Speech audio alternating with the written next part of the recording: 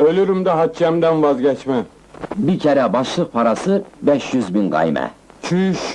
Kız mı alıyoruz, traktör mü? Şu hazretleri söylemiştir. Bu teres sayı bilmiyor herhalde. Tövbe estağfurullah, tövbe! Ayrıca köyün işleri içinde 200.000 gayme istirem. Beni milletvekili mi seçeceksiniz, imansızlar? Alçağa bak nelere de dil uzatayım.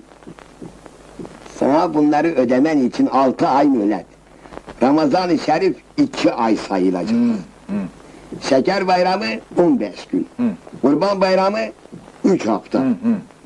Kandiller birer hafta. Cumalar 2'şer gün. Şık mı söyledi? He. Bu şık dediğiniz kavatın dinden de haberi yok. Kitabın neresinde yazıyor bu takvim? Sus, günaha girme. Estağfurullah, tövbe. Sen şu hazretlerinden daha mı iyi bilirsen it oğlu it? Tamam. İstanbul'a gideceğim ve de hepinizi birer birer kucaklayacağım. Siz de ufak ufak düğün hazırlıklarına başlayın bakalım.